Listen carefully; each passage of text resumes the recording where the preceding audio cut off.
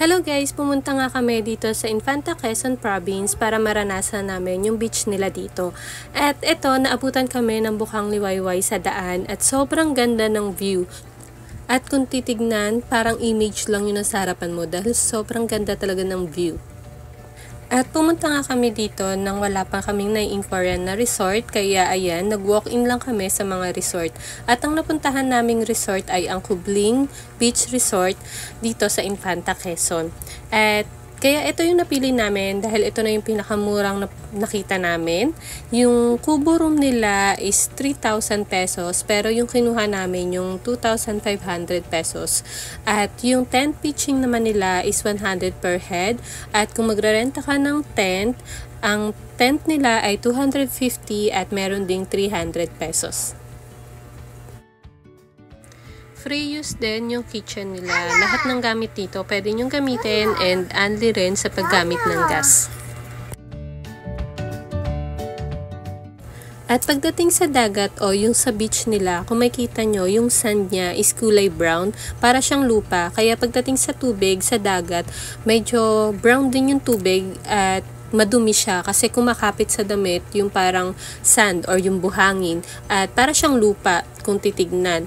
At pagdating sa tubig naman, medyo makati rin siya kaya medyo hindi namin na-enjoy at nung mga panahon na to, sobrang lamig ng tubig. Kaya hindi rin kami masyadong nakapag-swimming.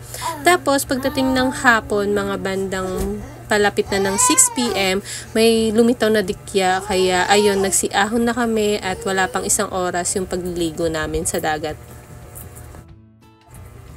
Pero yung pagstay namin dito, sobrang nag-enjoy din kami dahil nagsama-sama kami magkakatropa at ayan, naglaro din kami ng sand dahil nga sa hindi kami makaligo. Sobrang lamig talaga ng tubig nung time na yan. Kaya napagtripan na lang namin na maglaro sa buhangin.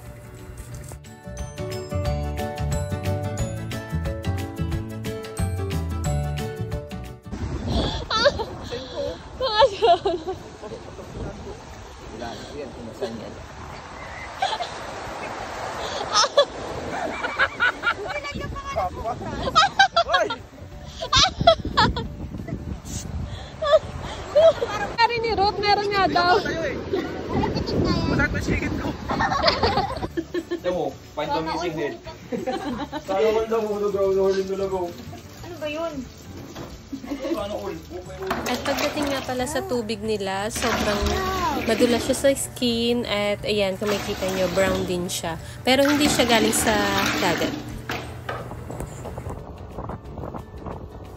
At kinabukasan ng 12 PM, yun na yung check-out namin sa resort. Kaya ayan, pauwi na kami, kaso bigla namin nakita ang Agus River.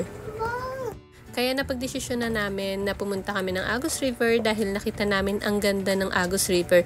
At dahil nga hindi namin na-enjoy yung pag-swimming namin sa dagat, kaya nagstay na rin kami dito sa Agus River.